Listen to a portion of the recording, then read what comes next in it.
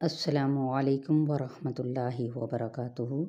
رب اشرح لی صدری ویسر لی امری واحلل عقدۃ من لسانی یفقہوا قولی۔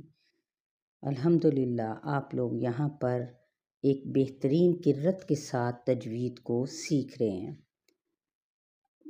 آگے بڑھتے ہیں کہ پارہ نمبر 13 ہے، سورہ ابراہیم ہے، اور آیت نمبر آج ہم پڑھیں گے 17 سے۔ اعوذ باللہ من الشیطان الرجیم، بسم اللہ الرحمن الرحیم۔ یتجرعہ ولا یکاد یسیغہ ویأتیہ الموت من کل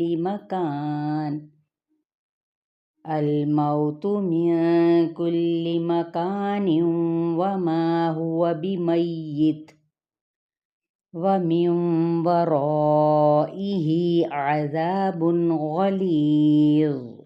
لفظی ترجمہ: یتجرعہ جیم را عین، گھونٹ گھونٹ پیے گا اس کو، ولا اور نہیں، یکاد قریب، یسیغہ سین واو غین کہ نگل سکے اس کو، ویأتیہ اور آئے گی اس کے پاس، الموت موت، من کل مکان ہر جگہ سے، وما ہوا اور نہیں ہوگا وہ، بمیت مرنے والا، ومن اور من سے، ورائہ واو را حمزہ اس کے آگے، عذاب عذاب ہے، غلیظ غین لام ذا سخت قسم کا۔ پھر پینے کو اگر کچھ نہ ہوگا تو اسے اپنی ضرورت کو پینا پڑے گا۔ ہر طرف اس کو موت ہی موت نظر آئے گی۔ طرح طرح کے عذاب چکھ کر وہ موت کی تمنا کرے گا، لیکن موت کہاں؟ صرف شدید ہی نہیں، سعیر بھی یعنی سخت قسم کا عذاب بھی ہوگا، اور یہ دین کی مخالفت کا انجام ہے۔ شدید کیا ہے؟ پیپ اور خون جو جہنمیوں کی کھال سے نکلے گا۔ اور حمیم کیا ہے؟ کھولتے ہوئے پانی کو کہا جاتا ہے۔ غساق نہایت ٹھنڈی اور خوشبودار چیز، اور شدید جبکہ کیا؟ کھال کو جلا دینے والی۔ یتجرعہ گھونٹ کو کہتے ہیں۔ اور عاصف سے کیا مراد ہے؟ قیامت کی آندھی۔ مثل الذین کفروا بربہم اعمالہم کرماد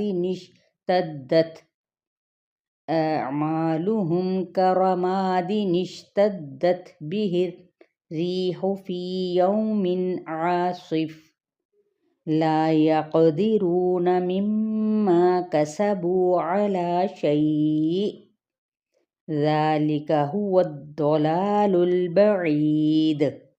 مثل الذین مثال ان لوگوں کی، کفروا جنہوں نے کفر کیا، بربہم اپنے رب کے ساتھ، اعمالہم اعمال ان کے، کرمادی را میم دال راکھ کی طرح ہیں، اشتدت شین دال دال سخت ہو گئی، بہ الریح ساتھ اس کے آندھی، یعنی مراد کیا ہے؟ قیامت کی آندھی، فی میں، یومن عاصف عین صاد فا تیز ہوا کے کسی دن میں، لا یقدرون نہ قدرت رکھیں گے، مما اس میں سے جو، کسبوا انہوں نے کمائی کی، علی شیء کسی چیز پر، ذالک یہی ہے، ہوا وہ، الضلال البعید گمراہی، البعید جو دور کی ہے۔ اب یہاں پر آپ دیکھتے ہیں کہ یعنی کہیں پر راکھ ہوتی تھی اور کہیں تیز آندھی آ گئی۔ کافروں کے بڑے بڑے کارنامے، زبردست تہذیب و تمدن، بے مثال یونیورسٹیز، سوشل کلچرل ادارے،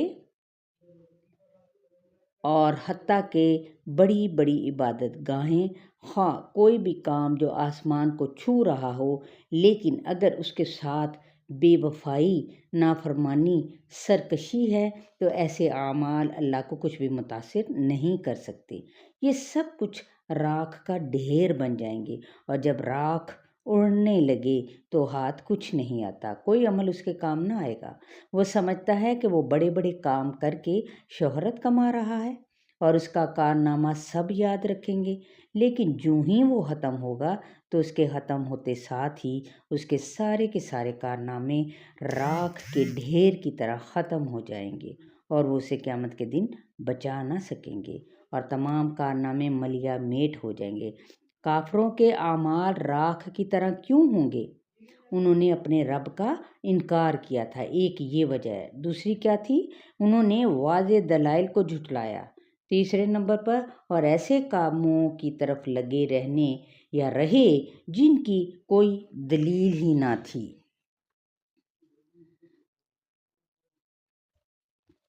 أَلَمْ تَرَ أَنَّ اللَّهَ خَلَقَ السَّمَاوَاتِ وَالْأَرْضَ بِالْحَقِّ إِنْ يَشَأْ يُذْهِبْكُمْ وَيَأْتِ بِخَلْقٍ جَدِيدٍ۔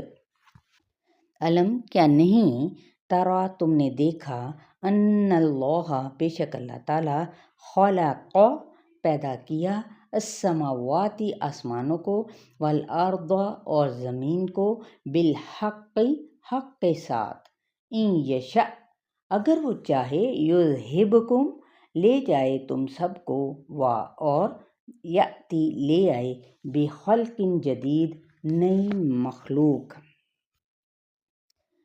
اب یہ اللہ رب العزت کی جو شان ہے وہ کیا ہے کہ اللہ کے آسمان اور زمین کی تخلیق ٹھوس بنیادوں پر ہوئی ہے، اسی لیے اللہ کے ہاں ایسے کام کی کوئی وقت نہیں جو بیکار ہو، کیونکہ اس نے اپنے کاموں کی بنیاد حق پر کی ہے، اور اس کی بے وقت اور بے قاعدہ چیزوں کی اس کے ہاں کوئی وقت نہیں ہے۔ آخرت میں ایسے اعمال کا کوئی وزن نہیں، اس کی مجبوری نہیں کہ اس نے سب کو پیدا کیا اور پھر اسے پھینک دیا۔ وہ چاہے تو تم سب کو لے جائے اور تمہاری جگہ دوسری نئی مخلوق لے آئے۔ چلے یہاں تک آپ لوگوں کا لیسن ہے، آیت نمبر 19 تک۔ اپنا خیال رکھیے گا، شیئر کرنا ہرگز نہ بھولیں اور لازمی اس کو سپورٹ کریں اور آگے ضرور بھیجیں۔ السلام علیکم ورحمۃ اللہ وبرکاتہ۔